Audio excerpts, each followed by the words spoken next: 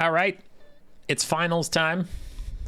The finals of the Season 8 Grey Seer playoffs. We have Berserk versus Flower, two very good players. Obviously, we'll only be doing one series today.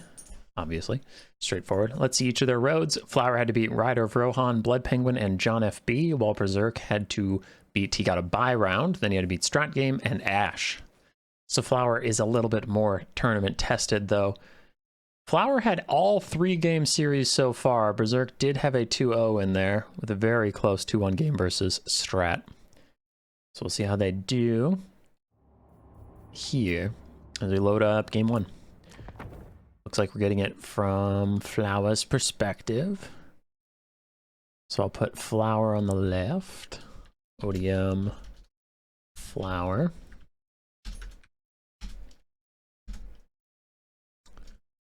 Versus VM's Berserk. Flower throughout this tournament and from my time playing against him here and there, freaking loves skirmish cavalry, so I'm guessing we're going to see a lot of skirmish cavalry from his builds as per usual. As for Berserk, I don't know, he tends to be very creative. Berserk is a very creative player, never exactly plays what you expect. Just kind of has a different beat to his drum. For Flower, yep, that is about what I thought. Triple Dark Rider Peter Crossbow, then some Dark Riders, Cold Knights backing him up, front line of Bleak Swords, and then we have double casters. Supreme Sorceress of Dark on a Dragon with Soul Stealer, and then a regular caster with just Burning Head. Interesting. Okay. On the other side for Berserk, yeah, he's taking Witch Hunter in the finals. I called it. He's a bit of an odd duck sometimes. Accusation and Grim Resolve. Immune to Psychology is interesting that you would care about that, but okay, sure. We have Nuln Ironsides. Looks like 4 Nuln Ironsides. Balthazar Gelt with Gehenna's Golden Hounds, Plague of Rust, and Searing Doom. Very few melee infantry. We have 2 Spearmen total. Then we have double Demigryph Knight with Halberd and triple Empire Knight. No, 1 Empire Knight, 2 Empire Knight, and a Reichsguard. I think you cooked too hard. I think this is too much. 4 Nuln Ironsides, double Demigryph Knight with no healing, and a Reichsguard with a Witch Hunter in finals. I think that's too much. Accusation is down, lowering the missile resistance and armor, I guess, of the Bleak Swords, though. I don't think they had missile resistance. Their shield doesn't get reduced or anything, so it is what it is. I guess it probably has a low enough cooldown that he's willing to just throw it out. 90-second cooldown. Probably wanted to save it for Cold Knights, in my opinion. Reichsguard, jump in. Not Reichsguard, Empire Knights. Why do you have 3 different cavalry, 2 of which share the same flag? Whatever. Whatever, man. Bruh. Staff of Volans is out as he's trying to charge up some extra ones of magic. I imagine we'll see a Searing Doom right here pretty soon. That's bog standard stuff, is once you get a cavalry engagement, Searing Doom your opponent. Metals magic is very good for that. Nuln Ironsides having to retreat away from Bleak Swords, not a target they want to fight at all. In comes Searing Doom right where we thought it was, and it does a lot of damage to the Cold Knights, so there's a good reason to cast it there. Meanwhile, Empire Knights and Demigryph Knights going to try and deal with the flanks. Demigryph Knights prowling through the edges, do get a rear charge onto some Cold Knights, and that is exactly the target they want to engage with. Empire Knights chasing off the Dark Riders. I honestly want them to turn around and just box in these Cold Knights with Demigryph Knights on their flank, but it doesn't look like they're going to. Frontline fight with only 2 actual Spearmen plus Burning Head support. The frontline fight is going incredibly well for the Dark Elves. I mean, these Bleak Swords are just churning through the Empire frontline, but it's the mobility engagements that will really win this. Both sides invested super heavily in cavalry, though one side has skirmish cav. Witch Hunter is stuck fighting a Dragon Lord. He is not afraid with his Grim Resolve. He is just going to duel back, but lack of real armor piercing on his weapon strength and pretty bad overall melee stats means he is just going to get trash canned by this sorceress on a dragon. Meanwhile, the skirmish cav is being harassed by Empire Knights, but they are getting good damage down the Demigryphs, who have already lost half HP. Empire Knights also lost half HP, though Flower needs to be careful. There is no one stopping them from retreating, so they should be able to just run away, even with the Empire Knights making contact on a couple models, but that got risky for just a hot second. Balance power slightly favors the Dark Elves. Oh no, that was slightly favoring the Empire, but it's coming back to the middle anyway. Regardless, Nuln Ironsides just getting chased over the dunes by the Bleak Swords. Really? I would have thought the Dark Elves were favored. I don't know about that bounce power. Now it's starting to creep over the Dark Elves' favor, which I do agree with, because like all the Ironsides are dead and the Demigryph Knights aren't looking too hot. So then it's like, all right, is Gelt, a Witch Hunter, and some Empire Knights going to carry this? I don't think so. So I just don't see the tools. The balance of power is being a little generous to the Empire right now. I think they're doomed at this point. Personally. Empire Knights gonna finish off some Cold War Knights maybe, but they will not kill the Supreme Sorceress. So overall, the Dark Elves will win this engagement eventually. The Witch Hunter is out here just occasionally shooting at the Supreme Sorceress with his pistol. We have Null and Ironsides trying to reform lines up over the dunes, but it does make it pretty hard to shoot down into the bowl and see what's going on. So they do have to march up quite a ways before they'll get that done. And there's a breath attack for the healthier one. They try to dodge as best they could. They dodged some of it, but it's pretty hard to dodge a breath attack as infantry. Soul Stealer down. This one mostly about the damage, not as much about the heal for the Supreme Sorceress. Just wants to get really good damage on Gelt with her charge attack in, and doesn't think she needs Burning Heads anymore. The Empire's multi-entity models are also depleted that you don't need Burning Heads, so might as well just Soul Stealer down Gelt and do what you can there. In comes a Plague of Rust, and this is the last hope of the Empire, maybe, possibly, with Null and Ironside Overwatch support. Plague of Rust on a non-combat lord riding a dragon in the middle of spears and Reiksguard. Maybe you snipe her out and turn this game around. But I don't know what deals with the skirmish cap at this point. The Empire's mobility is trashed, so then it's like, okay, if the late game comes down to just infantry versus the Dark Riders, they'll just kite you out pretty effectively. Burning Head through the Spearmen even dashes the last hopes of the Empire in this specific game as Supreme Sorceress Dark just terror routes them away and starts to walk towards the Null and Ironsides that dare defy her. Where did she go, men? I think we did it. We won. Oh, shit. Oh, God, we died. We died immediately.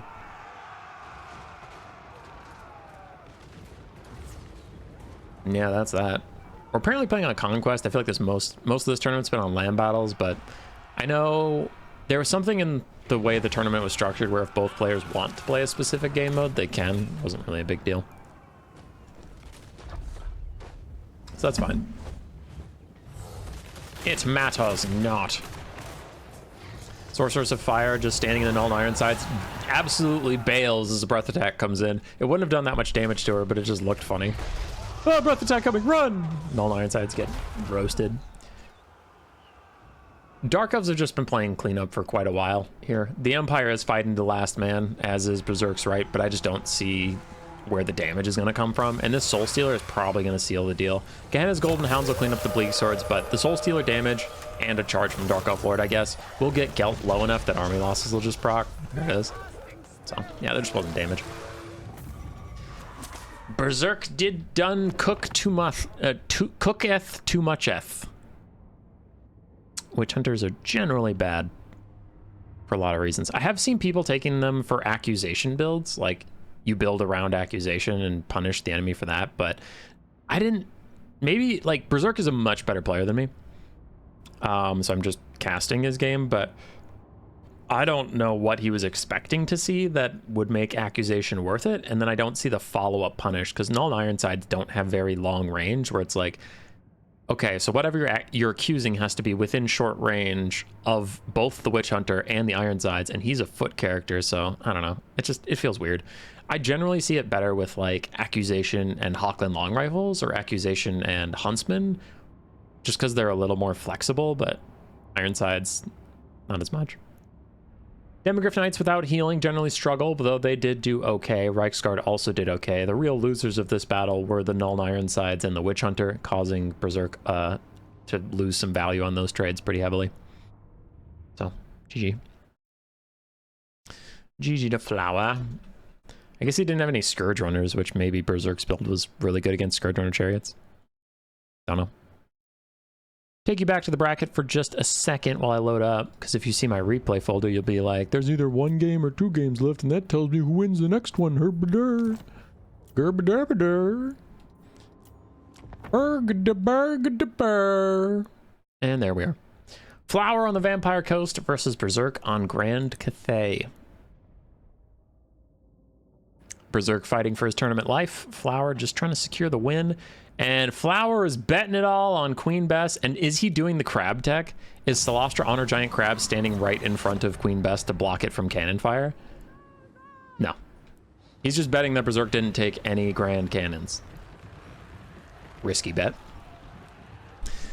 Actually, yeah, I don't understand this. I think this build is really bad versus Grand Cathay in most capacities. As I drop my phone and alert the dog. Sorry, dog. So Queen Bess can do decent damage to tightly packed infantry formations, but she's so weak to archers and enemy artillery that I don't know why you would take her versus Cathay. That seems odd. Because Cathay is going to spam archers here. That's just going to happen. They're not going to try and outbox the Vampire Coast. 2 mortars, decent at dealing with archers. 1 carronade to outsnipe enemy artillery pieces, I guess. Then we have animated hulks, the Tide of Skilled, plus deckhands mobs with pole arms or regular. Then we have a gunnery wight with enhanced ballistics and more powder and scab scythe. But he needs to be standing among the stuff that actually needs the enhanced ballistics right now. And Solastra, Denizens of the Deep, Tide Call, and Ghosts of the Past. So 2 spells and then her summon. I'm incredibly suspicious of this Vampire Coast build, though we do have 3 deck dropper handgunners. On the other side, for Grand Cathay, we have Jade Lancers, Jade Warrior crossbows, and Peasant Archers, a whole bunch of Onyx Chrome, and an Alchemist with just Plague of Rust to get rid of Lamper's Revenge or any other crab units, a Fire Rain Rocket Battery, and then more Archers, more Jade Warriors, more Onyx Chroman, and more Cavalry. We have Constellation of the Dragon, which is interesting, but much more standard is the Dragon's Breath and the Jade Shield. So the artillery of the Vampire Coast is firing out. Meanwhile, Constellation of the Dragon landing on the carronade. I wonder how much damage it's going to do to their crew. It literally instantly deleted them. Okay. All right. 750 value instantly from the Constellation of the Dragon cast. I love that it, like, you didn't even get to see them crumble for like a second. It just killed them flat out. That's hilarious. All 3 of the deck dropper handgunners are running towards the Fire and Rocket Battery to shut it down, but Onyx Chroman are on them here soon. So honestly, those are 700 gold a pop. So if they get caught here and die, you lost 2,100 gold value to try and shut down a Fire and Rocket, which Berserk just bails anyway. He takes the crew off and he's running. So they could come back later and remount those 3 that are still alive. The Fire and Rocket so far hadn't gotten much done. It was just shooting at the Tide of Skilled. So it wasn't honestly that big of a deal. As Onyx Chroman are harassing the gunnery wight, not going to get much damage out there. But they could do good damage onto the mortars, yeah. Berserk's trying to trade Onyx Chroman 1-for-1 with mortars, because then his archers can get up pretty much uncontested. Queen Bess running low on ammunition, but that doesn't matter. They have a gunnery wight, so it's going to be fine. As this Onyx Chroman is harassing the handgun bats, all the peasant archers trying to move into range, and now the Fire and Rocket crew is going to get back online. Onyx Chroman are crumbling away, and they did not achieve their goal of killing the mortars, which is pretty bad. Yeah, Berserk's not gonna like that. He's gonna throw other Onyx Chroman back in under the mortars. It looks like they were in, then they got out, now they're going back in, trying to harass. Man, he's really going all in on these mortars. Meanwhile, the Fire and Rocket again shooting at the Tide of Skilled. This time, this one's a bait. So the other one died horribly, but this one is a Constellation of the Dragon bait. Oof. Takes out an entire mortar crew as well as most of a polearm and a little bit of another polearm at the cost of a Chroman. Overall, that's a fine trade for the Vampire Coast, though. A lot of Winds of Magic and 2 Onyx Chroman to kill a mortar and a halberd unit. Very worth for the coast, but Berserk's getting what he wanted out of it. Fire and Rocket Battery still up and shooting, and it is shooting at the front line. Again, very interesting target selection. Berserk not prioritizing Queen Bess at all, just ignoring it. I guess at this point, he's gotten his archers close enough in range that he's like, well, at this point, the archers can just shoot it. That's fine. But they're not even doing that. They're stopping and shooting at the zombies because he wants to keep them off of his archers in melee. So Berserk is literally going with the just ignore her strategy. He has not targeted Queen Bess with anything, and she misses archers again, partially because he dodged, but I think that was going to go a little short anyway. So I guess that's Berserk's play, is he's just confident he could dodge Queen Bess, so he took out all the artillery that's multi-model. I'm going to watch this shot and see if it even hits. Nope. He took out all the artillery that's multi-model because it's way harder for him to dodge, and now he's just relying on his epic gamer skills to make Queen Bess irrelevant. Bounce power is against the Vampire Coast a little bit, but if you take Queen Bess out, like if Berserk does continue to just make her not a worthwhile thing, then this is looking really bad. You have a Foot Solastra, a Gunnery White, and some half-assed zombie mobs versus an entire Cathay build. Queen Bess did finally hit, took half health off an archer, and routed it instantly as animated Hulks are chasing down a different archer. Jade Lancers try and provide some peel, but the forced pathing of those monstrous units is quite difficult to stop. Solastra does summon the Ghost Knights, and the Ghost Knights are going to be used to harass some archers. I almost thought she would have used them as a trap for Jade Lancers, because there's not a lot here to stop the heavy cav of Grand Cathay. There's no handgun mobs to poke them down. The cannon is already dead, so I could see the Ghost Knights being the last-ditch effort to get rid of them, but looks like not. Damn Knights Errant just going to charge into Jade Warrior crossbows down the side. Ah, that's a good use for them. The armor-piercing values of this cavalry on Jade Warrior crossbows, not peasants. Okay, because she was chasing some peasants with them, so I was a little confused, but the side charge on the Jade Warriors makes a lot more sense, just getting armor piercing out. And the Cathay archers are pulling back, a lot of them significantly damaged, and the firing rocket is down to 2 models left, still shooting at random deckhand mobs, really prioritizing those melee infantry over everything else. A third and final Constellation of the Dragon down on Queen Bess and the blobbed up halberds that were being used to save her. That's 2 important melee infantry units taken out, and Queen Bess took significant damage that looks like she will rally and be just fine as she gets a nasty volley onto another peasant archer. Grand Cathay falls behind the balance of power, but I would warn you, there are important summons on the battlefield. That Damn Knights Errant, fake. That Rotting Promethean, fake. So don't get too ahead of yourselves, kiddos. Deck dropper handguns. I think this is the last one. The third and final one is getting chased by a Crowman, so soon the Vampires got hit with the Queen Bess round. Now they're routing. These guys are about to get hit with one, and then they'll rout. And eventually those routes turn into shatters. But once again, Berserk is doing what counts. I can keep my eyes over there so you can see if Queen Bess hits. She does. She routes those Jade Warrior crossbows. But Solastra is just incapable of dealing with this dragon-butted Shugenin Lord. Aha! But single entity jank will save her. Nope. Did for a little bit. So Cathay might honestly be able to snipe out Solastra, which would be pretty bad. And then I don't know what's left to kill the single entities. I guess the Gunnery White is a pretty decent duelist. Not amazing, but he's decent. So he could do well in the late game. We still have some halberds. We still have some animated Hulks. And if Queen Bess successfully takes out all the archers, there's not a lot left for Cathay that wants to fight the Hulks and the Gunnery Whites. Song of Enthrallment to slow down the Jade Lancers and lower their melee attack.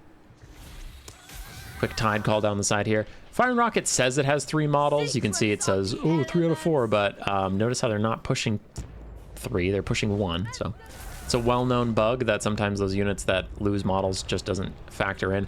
Another Constellation of the Dragon is down, and this time it takes out Queen Bess's crew. It takes out the pole arms.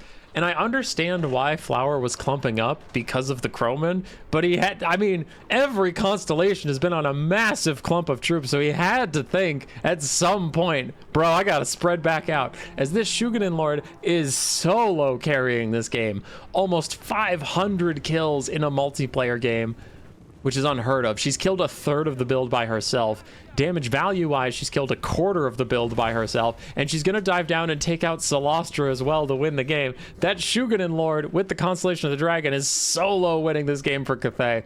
A lot of questionable decisions I did not like, but Constellation of the Dragon is one of them that I did. Oh, Berserk. In the finals of a major tournament, you take a Witch Hunter in game 1 and Constellation of the Dragon in game 2. How dare you? Victory tickets are ticking up. The Vampire Coast does not have a lot of capture weight left, though, so even if the bounce power is 50-50, I don't think that they could capture the point away from Cathay. We do have some Jade Warriors, Jade Lancers that could just be thrown at the point.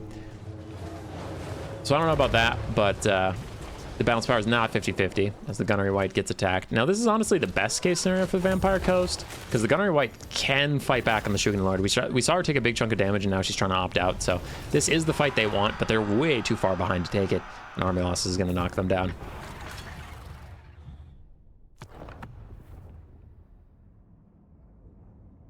Okay. We go to 1-1. Flower's Lord decent value because Celostra's summons aren't going to count for her, but the summons did a lot of work taking out several ranged units. So Celostra did well, Gunnery White did very well value-wise, Animated Hulks did their jobs. The handgun bats struggled quite a lot. The mortars and cannons were just sniped out by Berserk super early on, at great cost, but they were sniped out. And Queen Bess did end up getting a good amount of value. So the disrespect was punished, but not enough to lose the game. For Berserk, 3,900 value on his Lord. Very, very good stuff from her. And then a bunch of Peasant Archers who didn't pay for themselves as the Coast bombs took them out. Crossbows also got shut down. Croman, okay-ish kind of value. And the Fire and Rocket really struggled. So yeah, the Lord hard carried that. So take you to the bracket for the last time. I bet you're dying to know what's behind that final blocker. Actually, I didn't need to do that because you know that there is a game 3, so there's nothing to spoil, but too bad. Too bad, so sad, and okay, that's a way to do this. So Flower saw that Berserk was cooking. I forgot to give Berserk his point, and he's like, all right, Witch Hunter game 1, all right, Constellation of the Dragon game 2. Cool. Alethanar in the final game of the tournament finals. Alethanar is where we're putting all of our hopes in. Okay. All right. For Berserk, taking his beloved ogres, he does play quite a lot of them. He plays them at a very high level. So we'll see. High elves into ogres. For the ogres, we have Noblar Trappers, Ogre Bulls, Saber-Tusk Packs, Noblars, Blood Vultures, a couple Lead Belchers, Ogre Bulls with dual weapons and regular. And then we have the Sky Striders, Crusher RR with great weapons. A Butcher of the Great Maw with the Maw, but then Troll Guts and Brain Gobbler. And then we have an Ogre Paymaster with Cash Cascade and Gold Glorious Gold. Okay, I have had a lot of players talk to me about ogres because when I did my comeback and was playing a little bit more, my builds were very outdated, and my builds had a lot of Ogre Bulls and Iron Guts, and they just did not perform well. So I am suspicious of Berserk's build because it looks somewhat similar to some I was using, and they were not going well for me. But Berserk is both a better player and uses the Sky Striders, which I don't tend to. Even though they're a good unit, I've just never been that kind of gamer. I'm not great with Crushers. On the other side for Alethanar, we have 2 Shadow Walkers. Those are the more elite 360 shooters. Alethanar himself with his Decoy and Stone of Midnight. Then we have Lothran Skycutters with Bolt Throwers, not the 360 shooting ones. Caradrian on horseback with his Captain Phoenix Guard, Infantry Heal, and that is it. Otherwise, he is just a stat stick. The Fireborn, Silverin Guard, a Mage of Life with Regrowth, and some Illyrian Reaver Archers. So Flower continuing with his love of Skirmish Cavalry, but apparently also DLC Skirmish Artillery Flying Chariots. They've already used about half their ammunition, but to good use, as the Lead Belchers have lost half their HP to them, and the Shadow Walkers and Alethanar, I'm sure, helped quite a lot. Lothran Skycutters in the late game will be good at charging through Noblars, doing some damage to them or chasing down things, but they do need to get most of their value out of those bolts in the early game. Otherwise, they're not super worth it as like just pure flying chariots. Their melee stats don't cut it. They need to get a lot out of their range. It looks like he is really trying to focus down those Lead Belchers before they get in range of the Silverin Guard. The tightly packed, relatively elite High Elf Spears could take a lot of damage to those Lead Belchers, and without the Lead Belchers, they could do a lot of work on the Ogre Bulls and Saber-Tusk Packs and stuff. The only thing they wouldn't really want to fight is the Sky Striders. Shadow Walkers still skirmishing well with the Lead Belchers, take a little bit of damage in trade, but their missile resistance plus their spread formation is going to be very helpful here. Blood Belchers get a nasty surround on the Shadow Walkers, but they are going to get countercharged by the Fireborn. Half HP off the Shadow Walkers, pretty good, and nice job from Berserk pulling them back through to his own forces, so they take very little damage for how much they got out on the Shadow Walkers.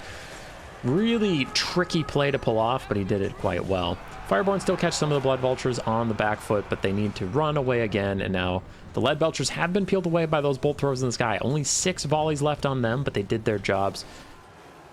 They just need to avoid Blood Vultures, otherwise nothing can really contest them in the skies right now, but it does look like the Blood Vultures will get a little bit of damage before they manage to retreat. Crushers charge into Silverin Guard for literally like 2 seconds, and then they're going to back off, but Caradrian, anti-large, armor-piercing, Frostbite stats? No, it doesn't have Frostbite. That's only on his Phoenix.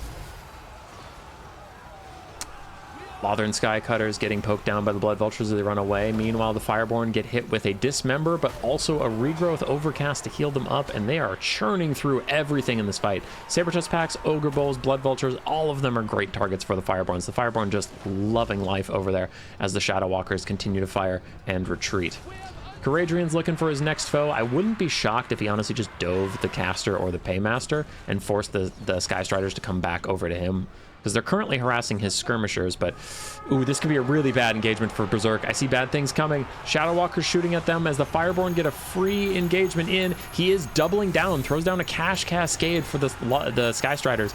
But does he have a heal for them? Without a Troll Guts, this is a disastrous fight. He does not. Captain of the Phoenix Guard is down for the Shadow Walkers, giving them some physical resistance and healing. There's the Maw is out, but the Silvering Guard, man, they don't take that much damage. The Maw is a terrible spell, in my opinion. And my opinion seems to be validated, as the Silvering Guard took very little damage from it. The Sky Striders are almost entirely obliterated, and the Fireborn, while they're taking a lot of damage, yes, they are definitely liking the trade as the Sky Striders rout, and they will be chased off or killed by the Lothern Skycutters / Illyrian Reavers / Shadow Walker fire.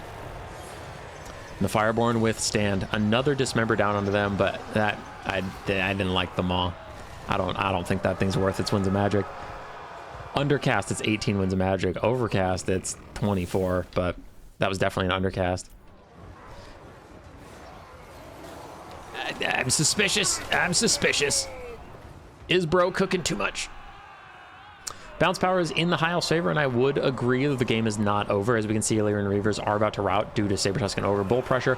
Another heal coming in for the Fireborn, trying to save them. They still have half their models, and you can see Berserk is desperate to knock out some of those models with a nice Ogre Bull charge. The Fireborn are fully surrounded as they were getting that heal, but wait, did the heal get canceled? It did. The Mage of Life is on foot. She got knocked over. No heal. Berserk stops the Fireborn from getting any assistance, and now they don't want this fight. Previously, they were fine with it, but they thought they were getting a regrowth as they try and retreat. They've lost 10 of their previous 30 models due to Noblar Trapper Fire and the Ogre Bulls just slowly harassing them down. I expect to see another Tier 1 Dismember on them soon if the regrowth doesn't come through, because that Dismember would get a lot of damage out. Butcher of the Great Maw is in a really bad spot. He's trying to stop the Mage of Life from doing anything by just knocking her around constantly, and also just being in melee with relatively okay melee stats. But Alethanar also has relatively okay melee stats while being an archer, and Caradrian has amazing melee stats. So the Butcher does not want to take that 3v1. Blood Vulture's still trying to deal with the Lothern Skycutters. It's not going great for them, and the Sky Striders are back with 5 out of 12 models, almost half damage potential left if they can get a big heal. But they need Troll Guts from this guy, or they need a Butcher. Meat Feast, sorry, they changed the name on me, but I have been seeing a lot of tier 1 army abilities out from the Ogres, so I don't know if they have a tier 3 ready to go, and we saw the Maw, so I don't know if they have a heal either. And taking the Sky Striders without prioritizing their healing is a scary thing to do.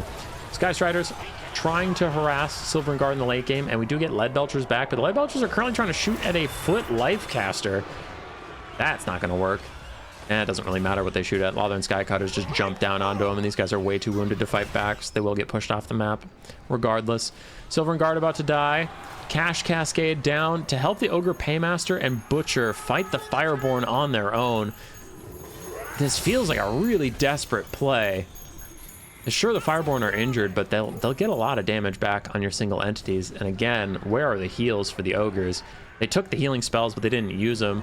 They used the army abilities early. The Sky Striders charge on the Fireborn. Both sides just completely depleted as 4 Fireborn fight 3 Sky Striders. And Saber-Tusk Packs plus the Ogre Lord jumping in. The Fireborn just die flat out. They're gone. So now we're getting down there. The Ogres have successfully gained control of the battlefield. They have control of 90% of the space. The problem is, what's left? 3 single entities, one of which has healing. The other 2 are really good melee combatants. Lothern Skycutters, uncontested in the skies. There's no more range. There's no more flyers to stop them, so they can chase down anything that routes. And in fact, they're actually going to go for a rear charge onto the Noblar Trappers. But anyway, anything Caradrian and these guys route, the Lothern Skycutters could just go up into the sky and follow off the map. Caradrian is going to charge in onto the Butcher. Sky Strider's trying to jump in and help too. There is a heal going down. I think it's for the Sky Striders. Now that they have 2 models left, I wonder what their healing cap even is, but it's a good heal onto them. You do need some beef to take out Caradrian in this late game as the Ogre Paymaster is trying to hold on as well. Does have some decent stats, but in come a regrowth overcast onto the Silverin Guard. I like that a lot. I think that's actually a really good target priority for this late game situation. Silverin Guard getting all their vigor back and a ton of healing onto them as they try and support this fight. Sky Strider's still at 2 models, but got a good amount of healing from that Troll Guts. And the Mage of Blythe is routing, so if the Ogres are able to chase her down, there's no more healing in for the High Elves besides Caradrian's Captain of the Phoenix Guard, which also could be used on these heroic Silverin Guard and keep them in the battle for even longer as the Butcher piles in. Try and get a charge onto Caradrian and run away. Caradrian's down to half HP. It's not nothing. Sky Striders, the Sky Striders are in this game, but the Lothern Sky Cutters are also, and I get them confused. Anyway, the Sky Striders still at 2 models, so they haven't lost any models in quite a bit. They're still trying to add their mass and armor piercing, and I kind of want to see the Sky Striders hit the Lothern Sky Cutters. But no, they're going after Caradrian. They're trying to save the Butcher, which is a definitely good play. I didn't see how low the Butcher was getting. And you can see why Berserk bothered to heal them, even when they're down to just 2 models. Their weapon strength is super high, and they can still lock in Caradrian, but they're too low on HP, they're too low on models to fight against him. Leadership-wise, they run away, and then we get a Cash Cascade at the last second, but it wasn't quick enough to save the Sky Strider's leadership. It wasn't quick enough to save any of these guys' leadership, and a mass rout is coming through for the Ogres, even turning into Shatters. Army loss is just going to hit soon, as Alethanar is like literally the last healthy target on the map as he knocks his bow for the killing shot. Berserk just surrenders. An entertaining finals, to be sure. A strange finals. A very strange finals. A lot of strange unit choices. A lot of strange spell choices I don't necessarily agree with. Some worked out, some didn't. I guess that's the state of the meta now. I can't pretend I've been playing enough recently to tell you what exactly the meta is, but I haven't seen a lot of these units. I have actually seen some Shadow Walkers recently, so Shadow Walkers, maybe there's something there. Maybe I've just been out of the Discord chats for too long. Lothern Sky Cutter did very well. Shadow Walkers did pretty well. Fireborn did amazingly, as they always do. Silverin Guard and Spearman did their jobs. Caradrian did fine. Alethanar did fine. No side for Berserk. Ogre Paymaster was okay. He doesn't get a lot of value himself, but his abilities are more of what you're after. Butcher was fine. It was a good choice. The one Great Maw he got to cast, and then dueling, he didn't get even 1,000 value, so I don't know. I don't think that spell is the sauce. Ogre Bulls did better than they usually do for me, so good job, Berserk, there. Lead Belchers, their value is going to be pretty low because Flower just took them out so early, so that's not really their fault. Sky Striders did well. Blood Vultures did actually pretty darn well, and Sabertooth Pack's also getting a lot of value. So GG's, good attempt from Berserk on the end. Very entertaining games, as always, but Flower does take the finals. 2-1. And he will be your Season 8 Gracia champion. 2-1. GG's, lads. Was a fun tournament. And I'll see you all on the next video. That's probably not going to be a tournament cast because, yeah, that was 9 videos in a row of this tournament. Let's go. Roar. Subscribe. Yes, yes.